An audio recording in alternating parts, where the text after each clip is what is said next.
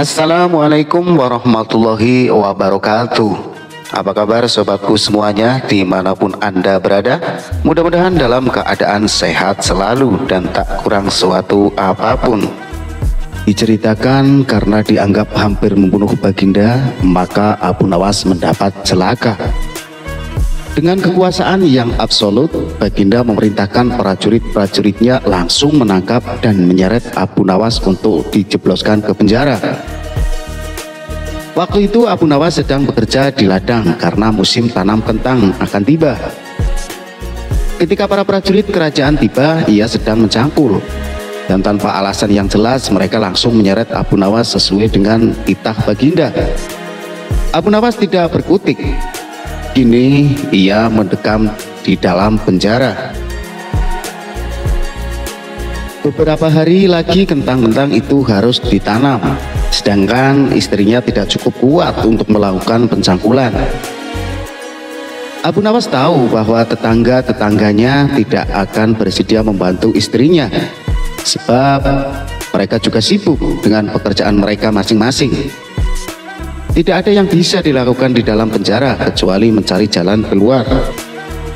Seperti biasa, Abu Nawas tidak bisa tidur dan tidak enak makan. Ia hanya makan sedikit. Sudah 2 hari ia meringkuk di dalam penjara. Wajahnya murung. Hari ketiga Abu Nawas memanggil seorang pengawal. "Bisakah aku minta tolong kepadamu?" kata Abu Nawas membuka pembicaraan. "Apa itu?" kata pengawal itu tanpa gairah. "Aku ingin pinjam pensil dan selembar kertas. Aku ingin menulis surat untuk istriku. Aku harus menyampaikan sebuah rahasia penting yang hanya boleh diketahui oleh istriku saja." Pengawal itu berpikir sejenak, lalu pergi meninggalkan Abu Nawas. Ternyata pengawal itu menghadap Baginda Raja untuk melapor. Mendengar laporan dari pengawal, Baginda segera menyediakan apa yang diminta Abu Nawas. Dalam hati Baginda bergumam, mungkin kali ini ia bisa mengalahkan Abu Nawas. Abu Nawas menulis surat yang berbunyi, "Wahai istriku, janganlah engkau sekali-kali menggali ladang kita, karena aku menyembunyikan harta karun dan senjata di situ. Dan tolong jangan bercerita kepada siapapun."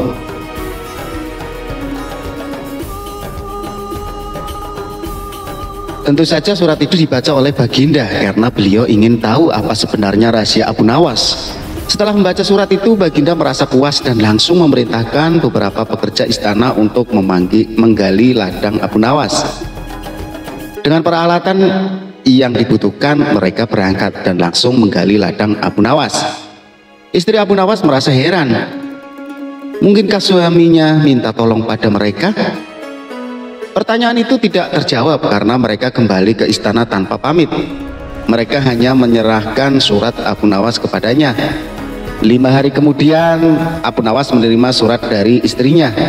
Surat itu berbunyi, "Mungkin suratmu dibaca sebelum diserahkan kepadaku, karena beberapa pekerjaan istana datang ke sini 2 hari yang lalu. Mereka menggali seluruh ladang kita, lalu apa yang harus kukerjakan sekarang?" Rupanya istrinya Abu Nawas belum mengerti muslihat suaminya, tetapi dengan bijaksana Abu Nawas membalas, "Sekarang kau bisa menanam kentang di ladang tanpa harus menggali, wahai istriku." Kali ini Baginda tidak bersedia membaca surat Abu Nawas lagi. Baginda makin mengakui keluar biasaan akal Abu Nawas. Bahkan di dalam penjara pun Abu Nawas masih bisa melakukan pencangkulan. Abu Nawas masih mengeram di penjara. Namun begitu Abu Nawas masih bisa menyelesaikan pekerjaannya dengan memakai tangan orang lain, Baginda berpikir sejenak. Kemudian beliau segera memerintahkan sipir penjara untuk membebaskan Abu Nawas. Baginda Raja tidak ingin menanggung resiko yang lebih buruk karena akal Abu Nawas tidak bisa ditebak. Bahkan di dalam penjara pun Abu Nawas masih sanggup menyusahkan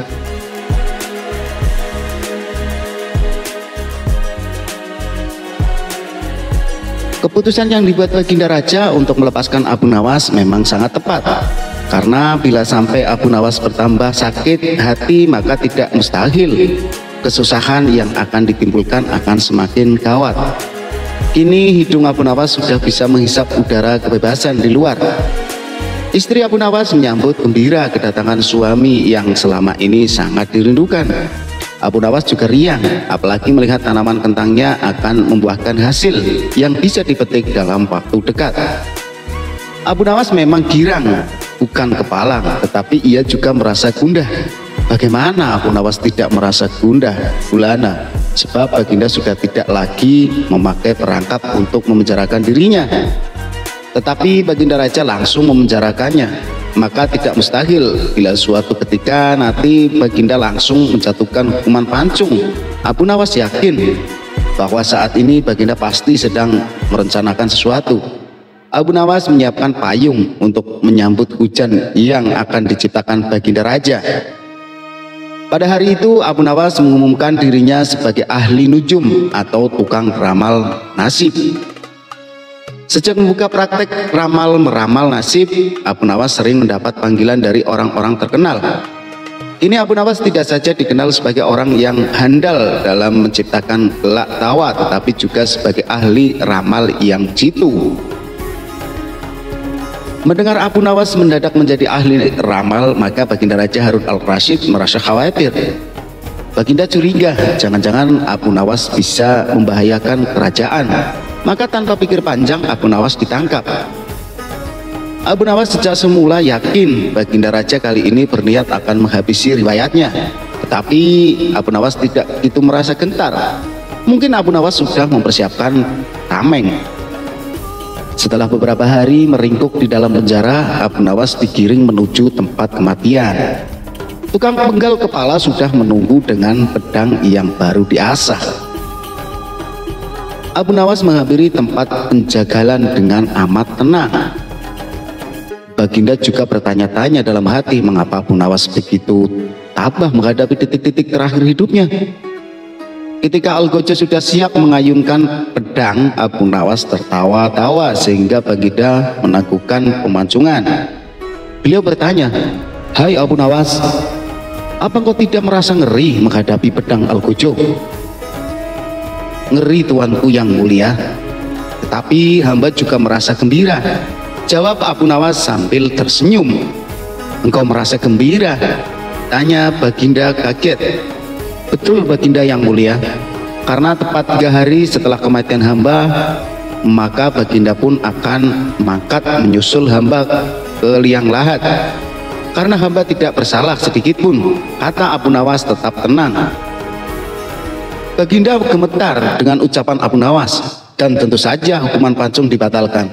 Abu Nawas digiring kembali ke penjara.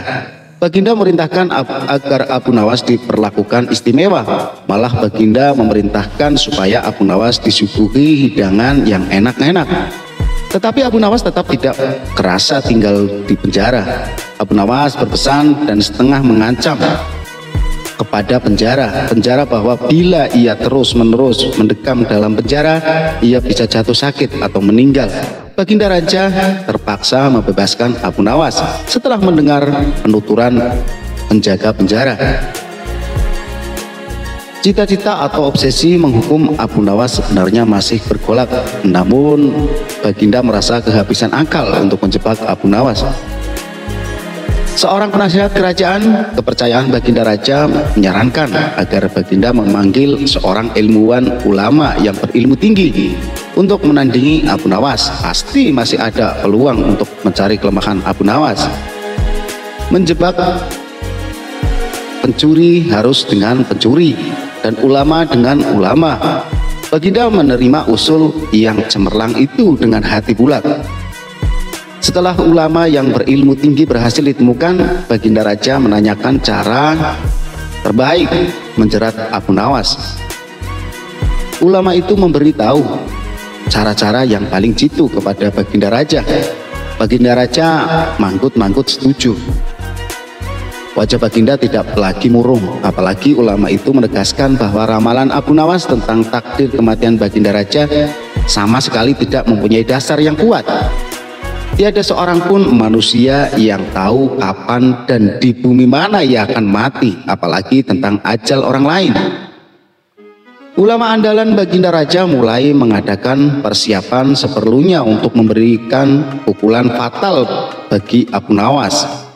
Siasat pun dijalankan. Sesuai rencana, Abu Nawas terjerembab ke lubang siasat sang ulama. Abu Nawas melakukan kesalahan yang bisa menghantarnya ke tiang gantungan atau tempat pemancungan. Benarlah peribahasa yang berbunyi sepandai-pandai tupai melompat pasti suatu saat akan terpleset. Kini Abu Nawas benar-benar mati kutu.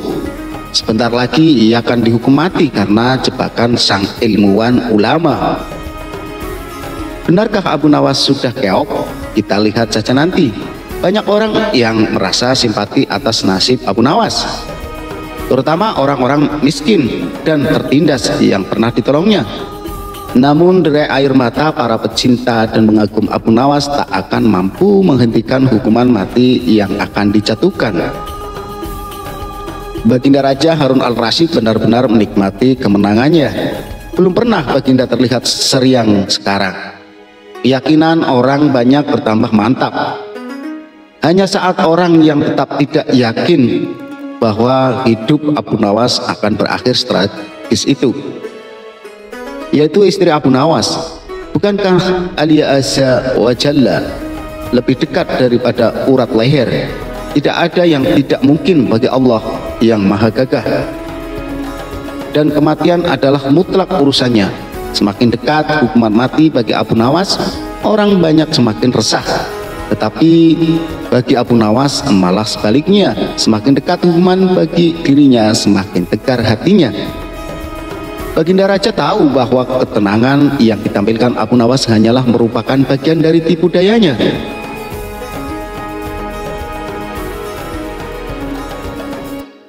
Tetapi Baginda Raja telah bersumpah pada diri sendiri bahwa beliau tidak akan terkecoh untuk kedua kalinya. Sebaliknya Abu Nawas juga yakin selama nyawa masih melekat maka harapan akan terus menyertainya. Tuhan tidak mungkin menciptakan alam semesta ini tanpa ditaburi harapan-harapan yang menjanjikan. Bahkan dalam keadaan yang bagaimanapun gawatnya, keyakinan seperti inilah yang tidak dimiliki oleh Baginda Raja dan ulama itu. Seketika suasana menjadi hening sewaktu Baginda Raja memberi sambutan singkat tentang akan dilaksanakan hukuman mati atas diri terpidana mati Abu Nawas. Kemudian tanpa memperpanjang waktu lagi, Baginda Raja menanyakan permintaan terakhir Abu Nawas. Dan pertanyaan inilah yang paling dinanti-nantikan Abu Nawas. Adakah permintaan yang terakhir? Ada Paduka yang mulia, jawab Abu Nawas singkat. Sebutkan, kata Baginda. Sudilah kiranya hamba diperkenankan memilih hukuman mati yang hamba anggap cocok, wahai Baginda yang mulia. Pinta Abu Nawas. Baiklah, kata Baginda menyetujui permintaan Abu Nawas. Paduka yang mulia, yang hamba pinta adalah bila pilihan hamba benar, hamba bersedia dihukum pancung. Tetapi jika pilihan hamba dianggap salah, maka hamba dihukum gantung saja. Kata Abu Nawas memohon. Engkau memang orang yang aneh. Dalam saat-saat yang amat genting pun engkau masih sempat bersenda gurau. Tetapi ketahuilah bagiku segala tipu, muslihatmu hari ini tak akan bisa membawamu kemana-mana. Kata Baginda sambil tertawa. Hamba tidak bersenda gurau, Paduka yang mulia, kata Abu Nawas bersungguh-sungguh. Baginda makin terpingkal-pingkal. Belum selesai Baginda Raja tertawa-tawa, Abu Nawas berteriak dengan nyaring, hamba minta dihukum pancung. Semua yang hadir kaget. Orang banyak belum mengerti mengapa Abu Nawas membuat keputusan begitu. Tetapi kecerdasan otak Baginda Raja menangkap sesuatu yang lain. Sehingga tawa Baginda yang semula berderai-derai mendadak terhenti. Kening Baginda berkenyit mendengar ucapan Abu Nawas. Baginda Raja tidak berani menarik kata-katanya karena disaksikan oleh ribuan rakyatnya. Beliau sudah terlanjur mengabulkan Abu Nawas menentukan hukuman mati yang paling cocok untuk dirinya. Ini kesempatan Abu Nawas membela diri. Baginda yang mulia, hamba tadi mengatakan bahwa hamba akan dihukum pancung. Kalau pilihan hamba benar, maka hamba dihukum gantung.